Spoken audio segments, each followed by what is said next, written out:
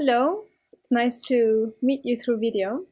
My name is Eva, and I just want to quickly say thank you to Change School and to Solonia for inviting me to record this video for the summit. And because I had never been really aware of my identity as a global citizen, so Solonia's invitation really made me think about it and become more aware of it. So thank you. Please bear with me, I'm not so used to recording videos, so I'm going to be looking at my notes because I really don't want to forget anything I want to say. A little bit about myself. I am Austrian from Graz, but I've been living in Italy since 2002. As a teenager, I always wanted to leave my home country because I've always felt this calling of this big, wide world out there calling me. So at the age of 22, in 2002, I joined a missionary community and was with them until 2010. I've been living and working together in those years with people from all over the world, different cultures, different backgrounds. And I think that experience really helped me to develop a global citizen mindset. And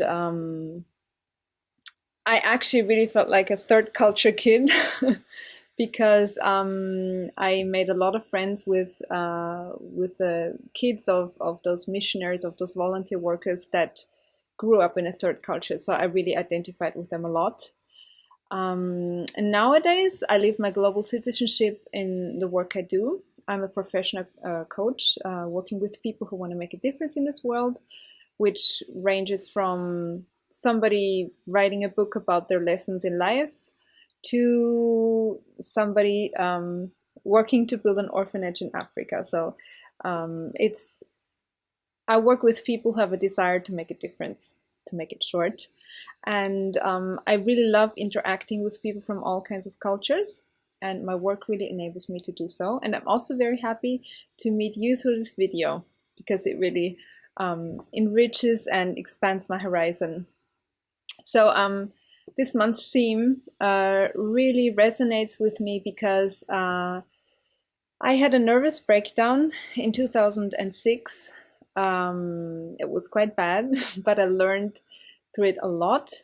I had been doing missionary and volunteer work for quite a few years, and as some of you may know, it takes a lot out of you, and if you're not careful, it's very easy to get overloaded and overburdened because people really bring to you their problems and expect you to solve them, and you're always there to listen to them and to pour out to them, and it can get quite taxing.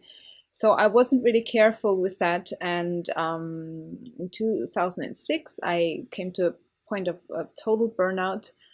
I wanted to leave the missionary and volunteer service and wanted to leave also the community. I could not stand to hear people's problems anymore. I could not stand to be around people because I just felt everybody was asking something of me, and it was just all too much.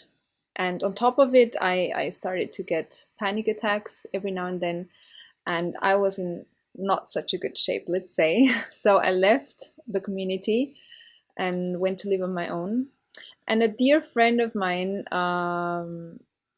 who's older than me, he had gone through a burnout before, and he was really there for me. He prayed for me, he listened to me, he gave me advice. He really accompanied me through that difficult time, and I wasn't alone through it, and it really, really helped me. So eventually I got out of it, and what I learned through it, actually I learned a lot through it, but I think the biggest lesson that I learned was to say no. It sounds like a cliche, but I think that's the biggest lesson that any one of us can learn, is to say no when we really need to say no. What also helped me to get through that period was extreme self-care, listening to what my body, mind, and heart really needed, and making sure to take care of those needs. And I think it really starts with respecting and honoring who you are and taking yourself seriously.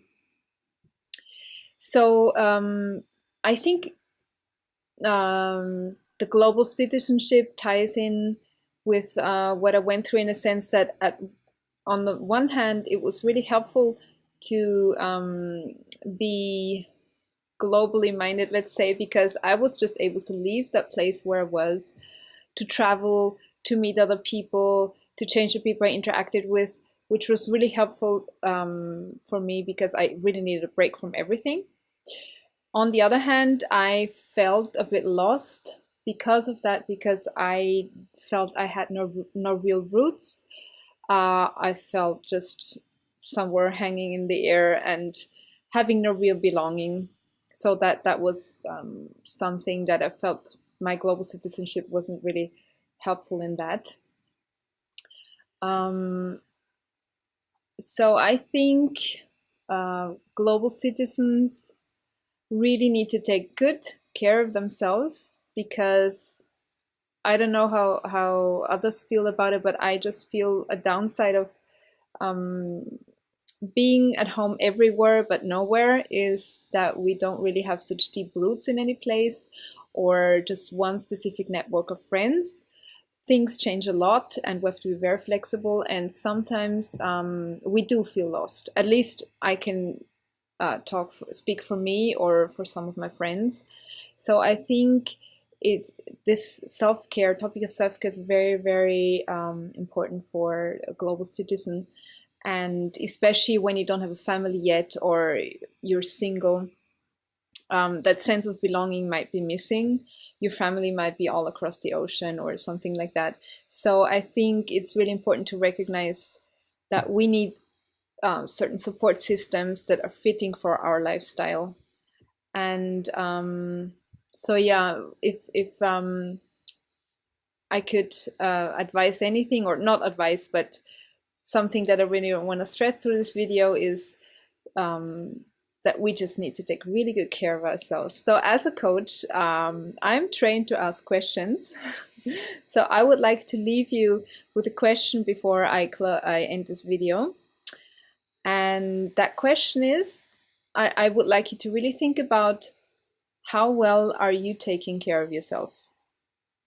And you can think about that. And I would also like you for a moment to close your eyes.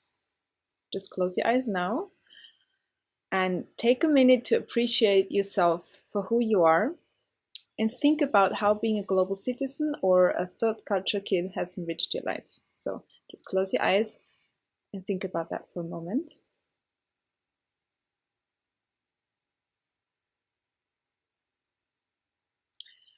And now really feel into yourself and listen within, and ask yourself, what are some areas of your life where you could take better care of yourself? And define 2 to 3 areas that need your attention regarding that, because you deserve it. So thank you for watching and for listening, and I hope I get to meet some of you one day. Bye bye.